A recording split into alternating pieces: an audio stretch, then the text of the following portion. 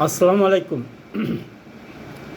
Cricket নাকি ভদ্রতার খেলা, রাজকীয় খেলা, জমিদারের খেলা। এখন ক্রিকেট হলো বিশ্ব বেয়াদবের খেলা। বুঝতে পারছেন? বিশ্ব বেয়াদব কাকে বলে? বিশ্ব বেয়াদব কাকে বলে? এখন ভারতের কাছ থেকে বেয়াদবি কাকে বলে শিখতে হবে সবার। যে সমস্ত দেশ ক্রিকেট খেলে বেয়াদবি করতে হয় কিভাবে, সেটা ভারত থেকে আপনারা সবাই ট্রেনিং নেবেন। এক নম্বরে দেখেন, ভারত পাকিস্তান ম্যাচগুলোতে ভারতের প্লেয়াররা সৌজন্যমূলক হ্যান্ডশেক করে নাই, মানে হ্যান্ডশিপ করে নাই। হ্যান্ডশিপ এটা এটা হচ্ছে খেলার একটা কার্টিসি। ওই কার্টিসি মেনটেনটা পর্যন্ত ভারত করে নাই, এটা বেয়াদবি করলো। এটার পাশাপাশি পাকিস্তান ভারতের থেকে শিখে ফেলছে কীভাবে বেয়াদবি করতে হয়। কালকে দেখছেন বাংলাদেশ ক্রিকেট বোর্ডের বিসিবির সভাপতি আমিনুল ইসলাম বুলবুল হাত থেকে যখন রানার্স আপের প্রাইজ মানিটা নিছে, নেওয়ার পরে পাকিস্তানি ক্যাপ্টেন কী করছে, প্রাইজ মানির যে বোর্ডটা এমনি ফিকে ফালাই দিচ্ছে, এইভাবে ফিকে ফালাই দিচ্ছে।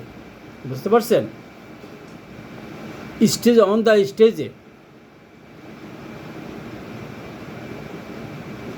আমরা খেলাপ্রেমিক মানুষ, ক্রিকেট খেলা বলেন বা ফুটবল খেলা বলেন, আমরা খেলা দেখি, আমরা আনন্দ পাই। কিন্তু তারা আমাদের আবেগকে নিয়ে ছিনিমিনি করে, আবেগকে নিয়ে খেলাধুলো করে। যে ভারত বলেন, পাকিস্তান বলেন, আর বাংলাদেশের কথা তো বললে লাভ নেই। বাংলাদেশের কথা বলে কোনো লাভ নেই। 120 বলে 135 রান করতে পারে না বাংলাদেশ। আমাদের হৃদয়ের ভালোবাসা নিয়ে তারা ছিনিমিনি খেলে বাংলাদেশের প্লেয়াররা। এটা কোনো কথা না। কথা হলো এটা বেয়াদবি, ইন্টারন্যাশনাল বেয়াদবি, আন্তর্জাতিক খ্যাতিসম্পন্ন বেয়াদবি ক্রিকেট টিম খেলে একমাত্র ভারত। ভারত এখন সবাইকে শেখাচ্ছে। কালকে ফাইনাল খেলা হলো ভারত পাকিস্তান, মাঠে দর্শক, উৎফুল্ল দর্শক। খেলা শেষ হলো, খেলা হার জিত আছে, হারিয়ে গেছিস তোরা।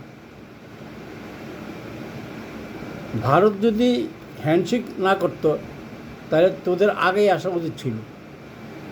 তোরা আস্তে করে মাঠ থেকে উঠে চলে গেছিস। আচ্ছা, স্টেজে যখন তোদেরকে ডাকলো, তোরা কথা বললি, সব কিছু করলি, প্রাইজ মানি দিল, বাংলাদেশের বিসিবির সভাপতি কী দোষ করছে? তোরা পাকিস্তানের কুত্তা হগল, পাকিস্তানের জানোয়ার হগল, তোরা কি মানুষের বাচ্চা নি? তোরা তোরা মানুষের বাচ্চা নাকি? তোরা আমিনুল ইসলাম বুলবুলকে তোরা অপমান করলি কেন? সে বাংলাদেশের সভাপতি, ক্রিকেট বোর্ডের সভাপতি, এবং আন্তর্জাতিক মানের একটা খ্যাতিসম্পন্ন ক্রিকেট প্লেয়ার ছিলেন। তোমরা পাকিস্তান টিম বাংলাদেশে আসবে না? আসবে তো নাকি? তোমাদেরকে ডিম ফিক্কে মারবো। রেডি থাকো, পচা ডিম। কারণ বাজার থেকে পচা ডিম নিয়ে তোমাদেরকে ফিক্কে মারা হবে। না হয় ওনার হাত থেকে তোমরা না নিতা, बोलता मैं तुमसे प्यार नहीं करता है, बांग्लादेश में प्यार नहीं करता है। आप लोग कौन है? आप लोग कौन है? आप लोग को मैं जानता नहीं है, बोल देता। नहीं इंग्लिश बोलता, I don't know you, who are you?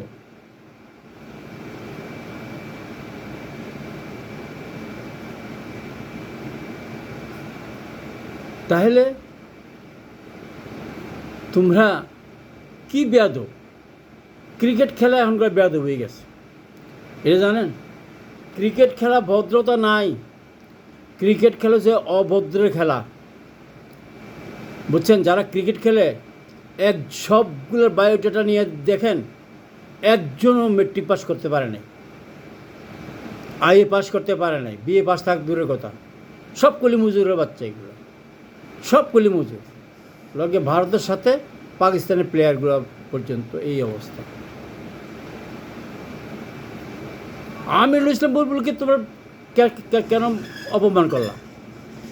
আমি এটা তীব্র নিন্দা জানাচ্ছি।